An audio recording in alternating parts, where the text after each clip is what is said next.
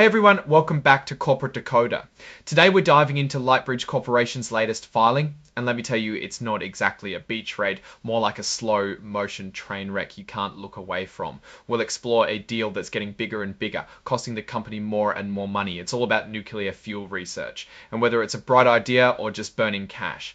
Lightbridge Corporation, a company focused on developing nuclear fuel, just filed a Form 8K. This is basically a snapshot of important events that have happened recently, kind of like a corporate status update. The key event here is an update to their agreement with Battelle Energy Alliance, the folks who run the Idaho National Laboratory.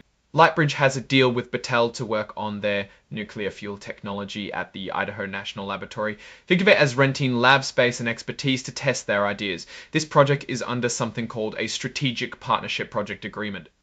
They've just made a change to this agreement called Modification Number 4. What's important here is the money.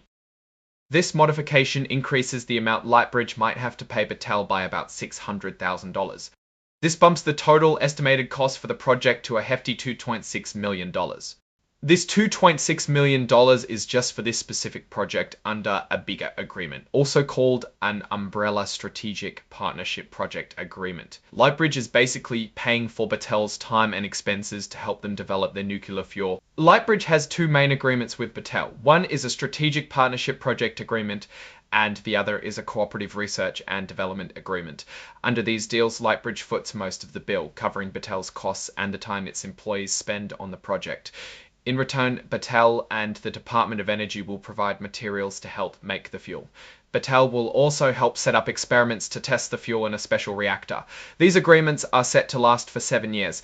Lightbridge is working with Battelle to create a special type of nuclear fuel, using a mix of enriched uranium and zirconium. They plan to test this fuel in the Advanced Test Reactor at the Idaho National Laboratory. The bottom line is that Lightbridge is expected to pay Battelle about $6 to $8 million in total under these agreements. This covers the costs of the project, but doesn't include any unexpected expenses that might pop up. So it could end up being even more. Now, let's step back and look at the big picture. Lightbridge is betting heavily on this nuclear fuel technology. They're pouring millions of dollars into research, and is it a good bet? That's the $1 million question, or rather the $6.8 million question. Or however, the $6.8 million question, or rather the $6.8 million question. Here's what we know. Lightbridge is burning cash to fund this research. They need this fuel technology to work and to be commercially viable, meaning they can sell it for a profit. The nuclear industry is heavily regulated and slow-moving. It takes a long time to get new technologies approved and adopted. At Lightbridge is a small company competing in a world of giants. They need to be incredibly innovative and efficient to succeed. So what are the risks and opportunities? The biggest risk is that the technology doesn't work or it's too expensive to produce. Lightbridge could end up spending millions with nothing to show for it. Another risk is that the regulatory environment changes, making it even harder, safer, and more efficient. This could lead to huge profits and a dominant market position.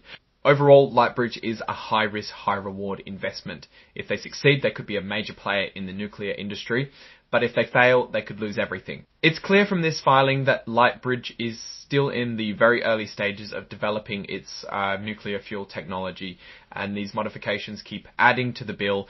It's a long and expensive road ahead, and there's no guarantee of success. Thanks for watching Corporate Decoder.